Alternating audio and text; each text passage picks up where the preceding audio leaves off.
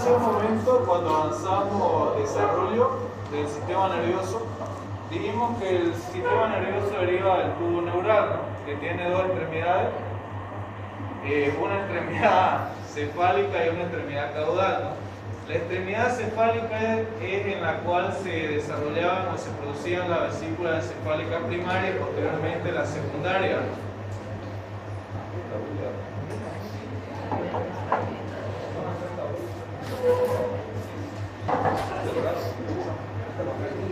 Ya, entonces dijimos que el tubo neural tenía una extremidad caudal que no sufría modificaciones, ¿no? Y que iba a constituir, ¿qué cosa? La médula espinal. ¿Dónde está alojada la médula espinal? A ver, chicos. Conducto vertebral o conducto raquídeo, ¿no? En toda la columna vertebral. Esta médula espinal es parte de ¿qué sistema? Sistema nervioso central, exactamente. Bueno, ¿de qué se encarga la médula espinal? Se encarga de recibir los diferentes de recibir la información que llega a través de los pares raquídeos y de enviar esta información hacia los centros encefálicos superiores. Una vez los centros encefálicos superiores procesan y efectúan o producen una respuesta, la información desciende y sale a través de la médula, a través de los pares raquídeos. Porque hemos visto, ¿no?, que todos los pares raquídeos tienen una porción sensitiva y una porción motora, ¿no? Entonces, reciben la información, llega a la médula, se la transmite a los centros encefálicos superiores, se procesa, se elabora una respuesta, la información viaja hasta la médula nuevamente y de la médula sale a través de los nervios periféricos para llegar a los órganos efectores. Asimismo, también la médula espinal no solo es un órgano de paso ya de la información, sino que también tiene algunas funciones propias, independientes, como cuáles, por ejemplo, los arcos reflejos nacen solo en la médula espinal, no vienen los arcos reflejos del encéfalo, o por ejemplo los movimientos de marcha, es decir, el acto o el hecho de que podamos caminar, ¿dónde nace? En la médula espinal. Esto explica por qué han debido escuchar de accidentes en los que las personas se golpean la espalda y si es un golpe fuerte, un golpe certero, la persona puede quedar paralítica. ¿Han visto alguna vez? Sin la necesidad de golpearse la cabeza, ¿no? Un golpe fuerte en la espalda que daña la médula espinal puede dejar a una persona en silla de ruedas. ¿Por qué? Porque la acción o el acto de la marcha, es decir, el que podamos caminar, ¿dónde nace? En la médula espinal. Esa sería una de las funciones independientes de la médula espinal. Espera. Aquí vamos a explicar también que esta médula espinal va a tener porciones, ¿no? Y ya la hemos estudiado también. Tiene una porción cervical en el cuello, una porción dorsal, una porción lumbar, porción sacra. Esas serían las cuatro. Ya va.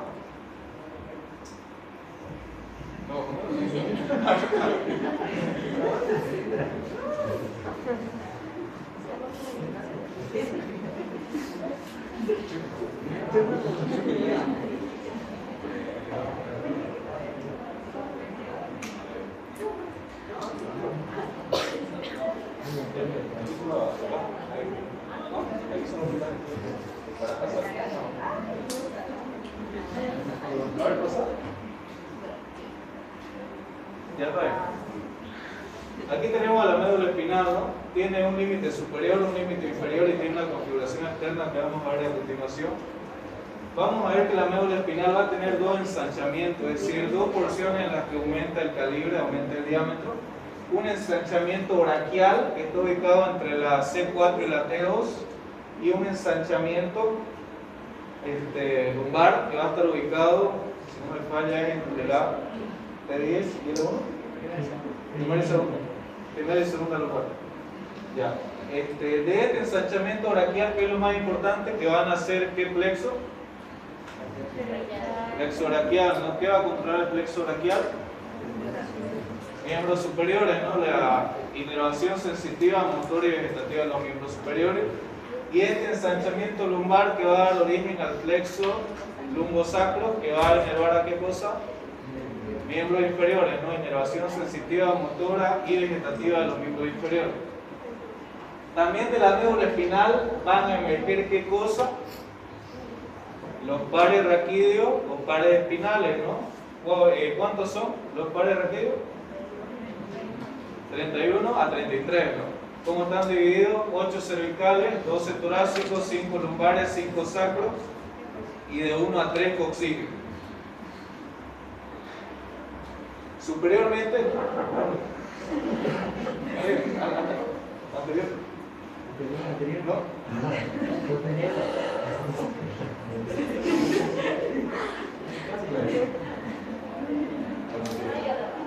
Su límite superior va a ser la unión de la médula espinal con el bulbo, ¿ya?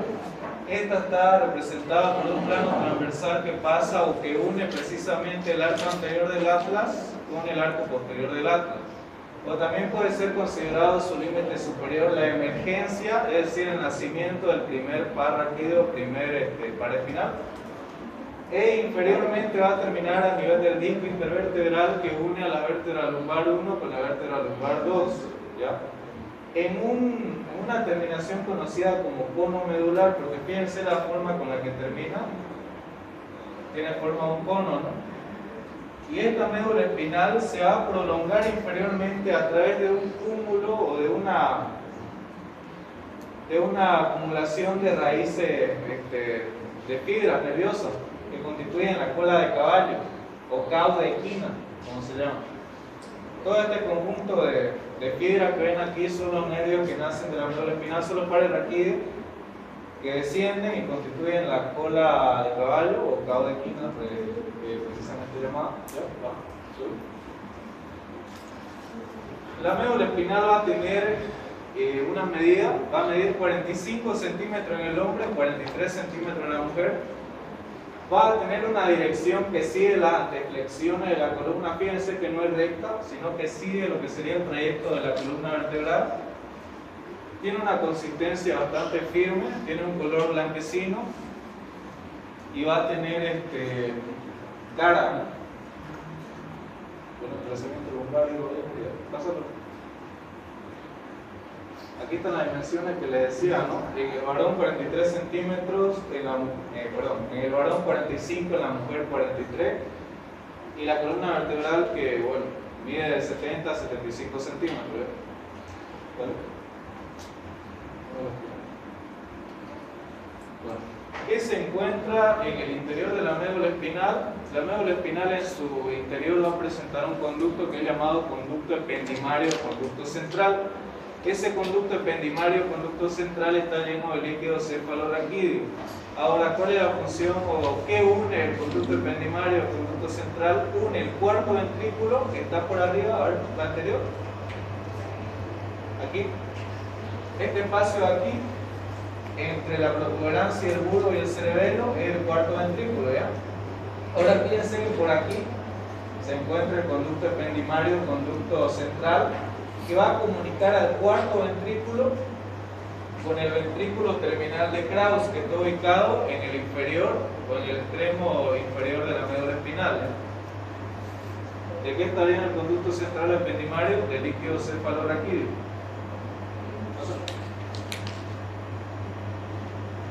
La médula espinal, a su vez, ya dijimos que está encontrada ¿dónde? En el conducto vertebral o conducto raquídeo. Pero no solo el conducto vertebral está ocupado por la médula, sino que esta va a estar rodeada por un estuche blando y un estuche grueso. El estuche blando está representado por ¿quiénes? Por las meninges. ¿Cuáles son las meninges? Desde adentro hacia afuera. Exactamente, de adentro a afuera es pia madre, aracnoide y dura madre. La dura madre es la más externa, ¿ya? Asimismo, el estuche blando no solo es por la meninge, sino que también alrededor de la médula, alrededor de la meninge, vamos a encontrar un espacio lleno de tejido adiposo y donde existe una gran cantidad de plexo venoso, ¿ya? Esa es la conformación del estuche blando. La meninge, tejido adiposo y plexo venoso. El estuche grueso,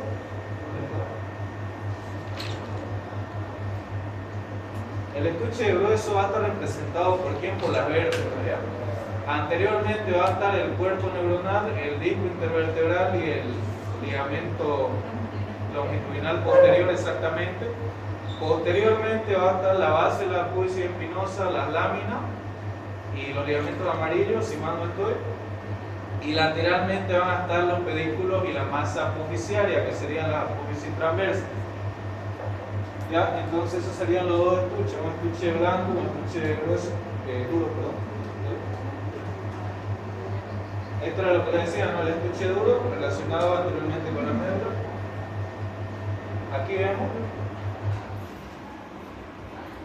Aquí está la columna, ¿no? Los cuerpos neuronales, por ejemplo. Aquí tenemos la médula, tenemos las meninges y su estuche duro, ¿no? El ligamento longitudinal posterior, el cuerpo neuronal y el disco intervertebral anteriormente, y posteriormente la base de la apófisis espinosa, las láminas, y lateralmente lo que sería la masa apofisiaria, la apófisis transversa.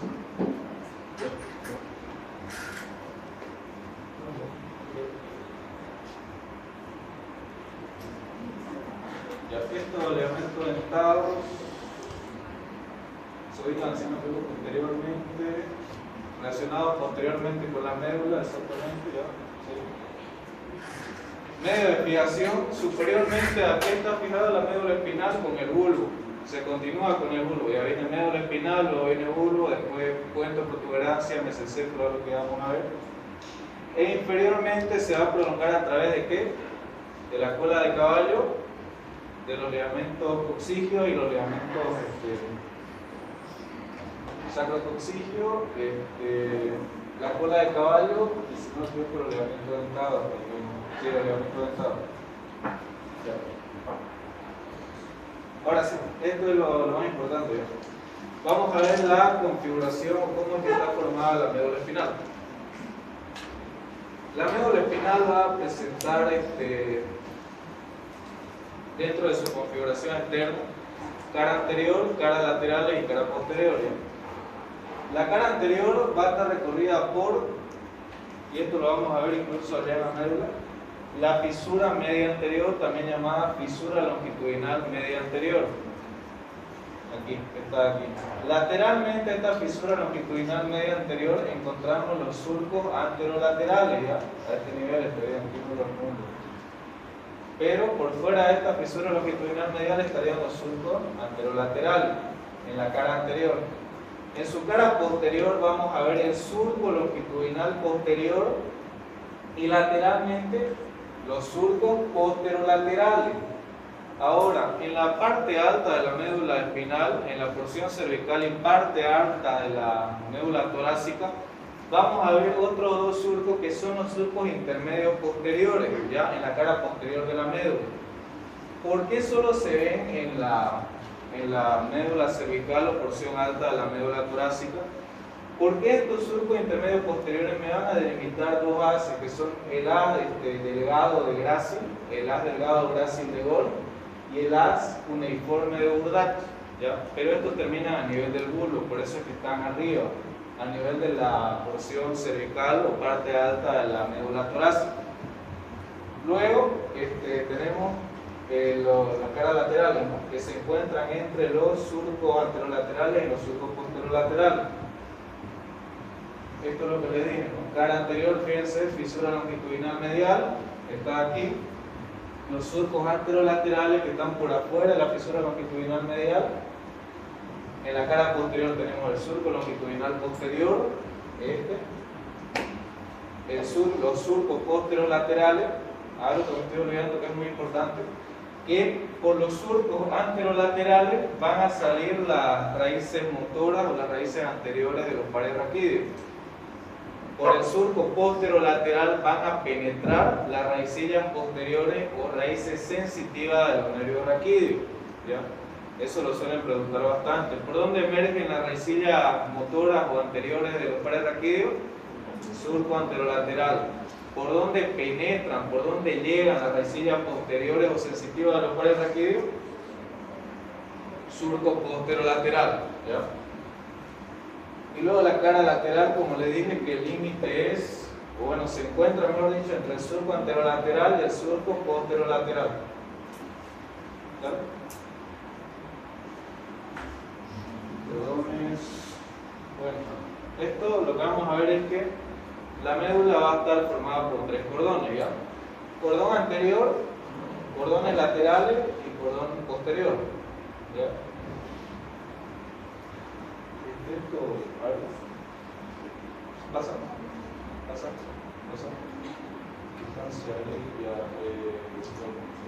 Volvemos. Eso es la configuración externa, ¿ya? Todos estos surcos, todas estas fisuras corresponden a lo que es la configuración externa, es decir, lo que podemos ver por afuera de la médula espinal.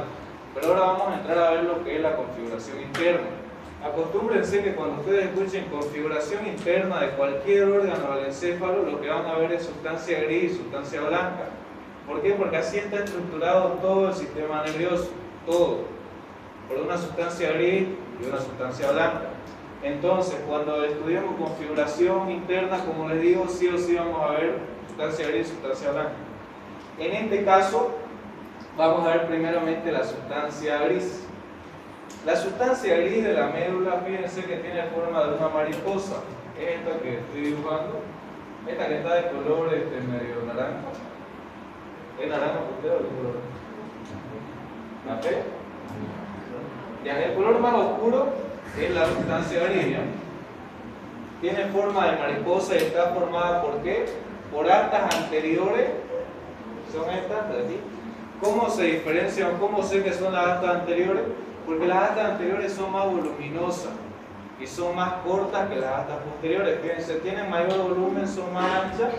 En cambio, las astas posteriores son más largas y son más delgadas, ¿ya? Esa es la diferencia.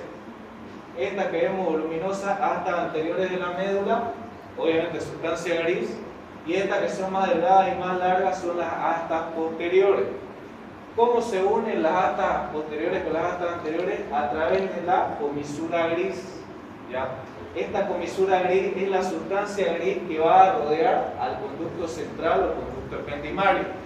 Así es como está formada la sustancia gris de la médula espinal. Astas anteriores que son voluminosas, que son más gruesas y más cortas, y astas posteriores que son más largas pero más delgadas. Ahora, estas astas anteriores van a estar formadas por una cabeza y por una base, ¿ya? La vamos a dividir así: cabeza, base. Las astas posteriores presentan cabeza, cuello y base, ¿ya? Así se ve. Y luego la sustancia gris o comisura gris, ¿no? Que se encuentra entre ambas rodeando el conducto ependimario. Algo muy importante, ¿sí?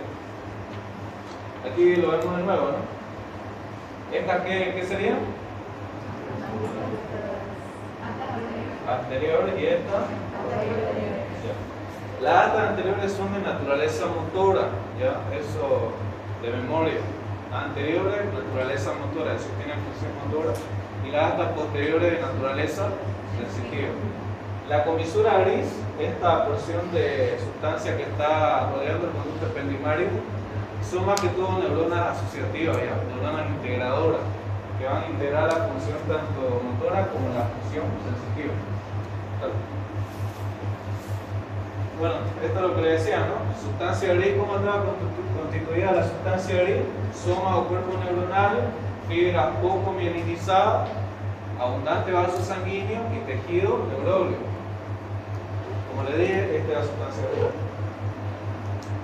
Dale, bueno.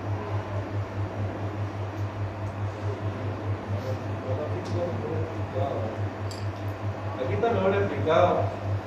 Fíjense, asta posterior sensitiva, asta anterior motora, ¿no? De las astas anteriores motoras pues van a nacer las raíces anteriores o neuronas o raíces motoras, ¿no? Precisamente, fíjense aquí, nace la raíz motora, y de las astas posteriores sensitivas pues van a nacer la raíz sensitiva. Y ambas raíces van a formar ¿qué cosa? Los pares raquídeos o nervios periféricos.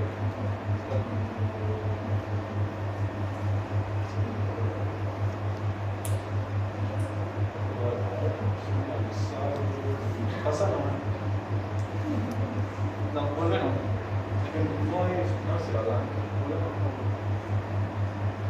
Ya, le vamos a explicar aquí. Lo que acabamos de explicar que la sustancia gris o sustancia blanca.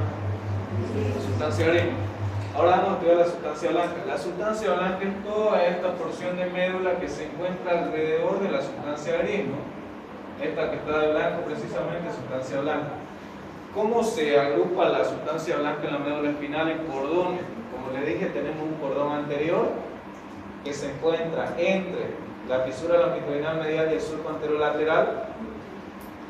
Los cordones laterales, que son dos, que están entre la raíz sensitiva y la raíz motora, y el cordón posterior.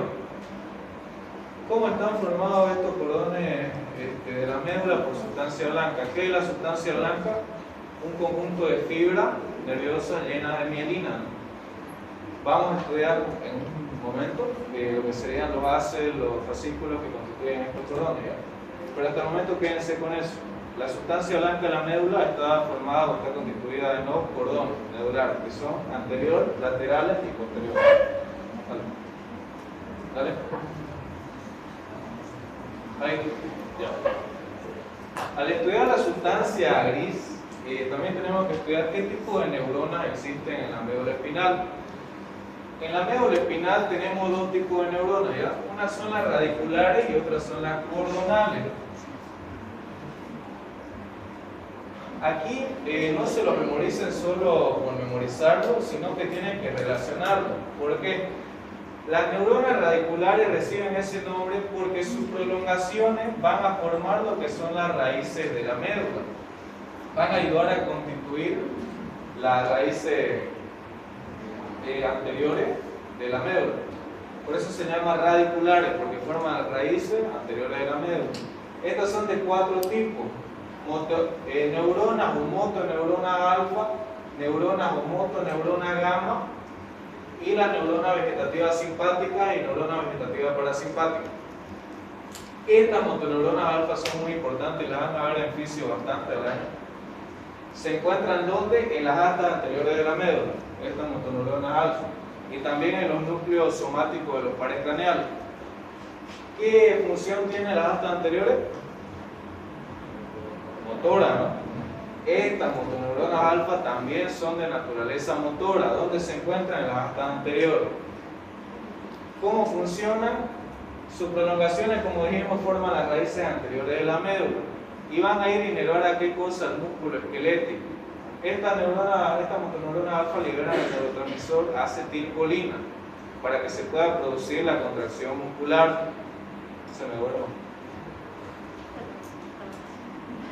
¿Ya? Entonces, las motoneuronas alfa intervienen en qué cosa?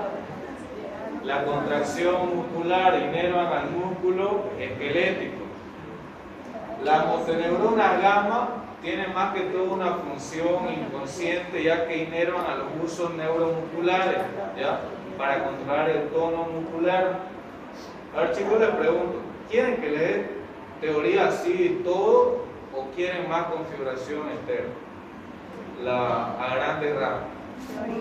Porque yo entiendo que teoría es bastante, no se entiende toda la primera. Yo lo estoy dando por cumplir, pero si ustedes quieren, pasamos directo a configuración externa y ¿todo? ¿Seguro? Ya seguimos entonces. Las motoneuronas gamma entonces también están ubicadas en las astas anteriores de la médula y en los núcleos somáticos de los pares craneales. Estas tienen una función de inervar a los usos neuromusculares. ¿De qué se encargan los usos neuromusculares? De controlar el tono de los músculos, ¿ya?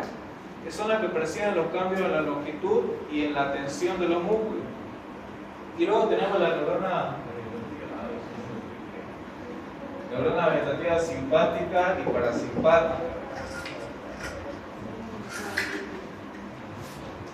Aquí hay una cosa que se me pasó, y es que no solo existen astas anteriores y astas posteriores, sino que también existen unos abultamientos en la sustancia gris o comisura gris llamadas astas laterales, donde se encuentran entre la T1 y la L3 y entre los segmentos medulares S2, S3 y S4. Uno es el segmento dorsal, el otro es el segmento sacro, ¿ya? El segmento dorsal, que está ubicado entre la T1 y la L3, tiene naturaleza simpática. y el segmento medular sacro de las astas laterales, que está ubicado entre la S2, S3 y S4, tiene naturaleza parasimpática. Estas neuronas vegetativas simpáticas se encuentran ¿dónde?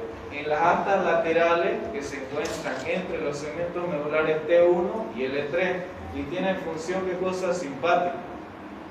Estas otras, que son las neuronas vegetativas parasimpáticas, se encuentran en las astas laterales comprendidas en la médula sacra, en las astas anteriores de la médula sacra, en los segmentos medulares S2, S3, S2, S3 y S4 y tienen naturaleza parasimpática. ¿Me entienden esto? ¿No? Ya. En toda la médula tenemos astas posteriores y astas anteriores, ¿ya? Hasta ahí vamos bien. Ahora, hay ciertos segmentos de la médula donde existen las astas laterales. Uno de estos segmentos es entre la T1 y la L3, ¿ya? Y el otro segmento es entre la S2 y la S4, sacra 2 y sacra 4. Estas astas laterales tienen función tanto simpática como parasimpática. En la porción de la médula ubicada entre la T1 y la L3 tiene naturaleza simpática, las astas laterales. En las astas laterales ubicadas en la médula sacra, es decir, la médula entre la S2, S3 y S4 tiene naturaleza parasimpática. ¿Ya? Era lo que a mí también me costó entender en un principio, pero apréndanselo por segmento. Las astas laterales ubicadas entre T1 y L3, naturaleza simpática, función simpática. Las astas laterales que corresponden a la S2, S3 y S4, naturaleza parasimpática. ¿Ya? De esa forma. Es más que todo memoria, porque por los límites más que todo. Es que no están ubicados en toda la médula, por eso no les digo simplemente astas laterales, sino que tienen sus límites establecidos. ¿Ya? Por eso. ¿Se entendió algo? Al menos. Y luego tenemos las neuronas cordonales. ¿Por qué se llaman cordonales? Porque a través de su fibra, a través de su prolongación, van a formar los cordones de la médula, los cordones posteriores más que todo. Por eso es que reciben el nombre de neuronas cordonales, porque forman, ¿qué cosa? Los cordones de la médula. Entre estas neuronas cordonales tenemos a las tautómeras, las heterómeras, hecatómeras, ganglionares y las células de Renshaw. Esto, palabras sencillas, las tautómeras son aquellas neuronas que presentan prolongaciones que se dirigen por el cordón de su mismo lado de origen. ¿Cómo es esto? Por ejemplo, una neurona que está ubicada aquí en el asta posterior derecha, vamos a decirlo así, que tiene su prolongación que forma parte del cordón posterior de la médula del mismo lado. Eso es una tautómera. Cuando la prolongación de la neurona se mantiene en el mismo lado de origen. Una heterómera es cuando la prolongación cruza la línea media y se ubica en el lado opuesto al lugar de origen. ¿Se entiende? ¿Se entiende cuál es la diferencia entre una tautómera y una heterómera? Tautómera es cuando la prolongación de la neurona se mantiene en su mismo lado de origen, nada más.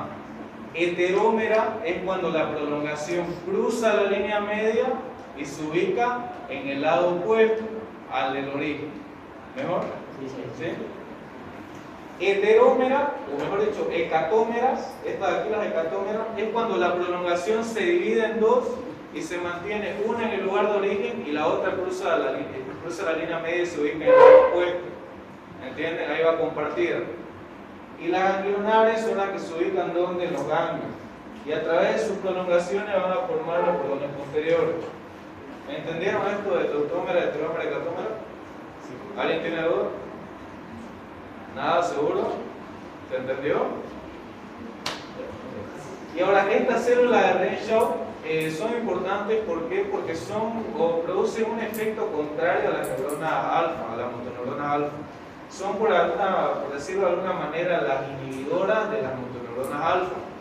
Estas motoneuronas alfa, ¿cuál es la función? Excitar al músculo esquelético para que se produzca el movimiento. ¿A través de qué? De la acetilcolina. Estas células de Renshaw van a liberar otro neurotransmisor que es la glicina. ¿Qué va a hacer? Que cese el movimiento o mejor dicho, inhibir al músculo esquelético para que no se produzca el movimiento. ¿Entienden? Tienen función contraria. Hola,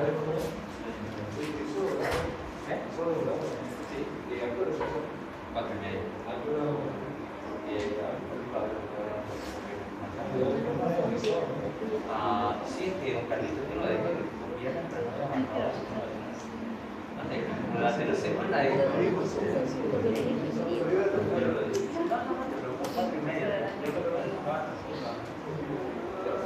entonces, esos son los dos tipos de neuronas que tenemos en la médula espinal, ¿ya? Tanto neuronas radiculares, las 4, y cordonales, que son estas 5. Ya, pues. Esto es lo que les expliqué, ¿no? Las neuronas de Renshaw o las células de Renshaw, ¿qué es lo que hacen? Inhibir a las motoneuronas alfa para que no se produzca el movimiento a través de la glicina. Y esto es lo que les expliqué ya escrito: neuronas cordonales, autómera, la prolongación no cruza la línea media. Heterómera sí cruza la línea media. Hecatómera, dos ramas, una se mantiene en el lado de origen y la otra cruza la línea media.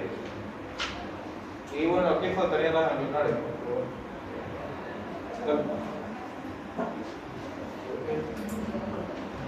Esto lo mismo.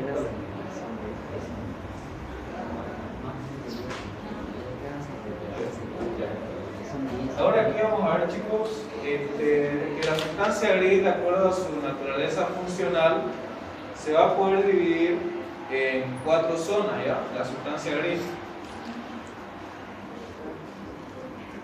¿Lo vas a hacer? Sí, lo voy a llevar allá. Ya, un ratito a ver.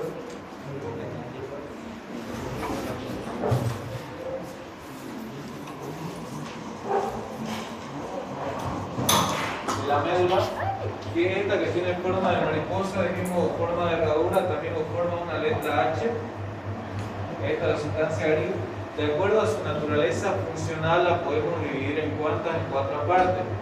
Anteriormente estaría la zona somatomotora, porque anteriormente, ¿qué tenemos las datas anteriores? ¿Qué naturaleza son? Motora. Entonces, zona somatomotora. La porción anterior de la comisura gris es de naturaleza vísceromotora. La porción posterior de la comisura gris es de naturaleza víscerosensitiva. Y ahora, las astas posteriores ya serían de naturaleza somatosensitiva. De anterior a posterior, entonces, ¿cómo sería? Somatomotora, visceromotora, viscerosensitiva, somatosensitiva. ¿Cómo pueden hacer para acordarse más fácil de esto? Anteriormente, como les digo que tenemos, hasta anteriores, entonces, naturaleza somatomotora. Posteriormente, que tenemos las astas posteriores, entonces, naturaleza somatosensitiva. Y la sustancia gris ependimaria o comisura gris, que se va a dividir en dos, ¿no? Anteriormente visceromotora, posteriormente viscerosensitiva. Esto más que todo de memoria, ¿ya? Porque tampoco puedo decir más.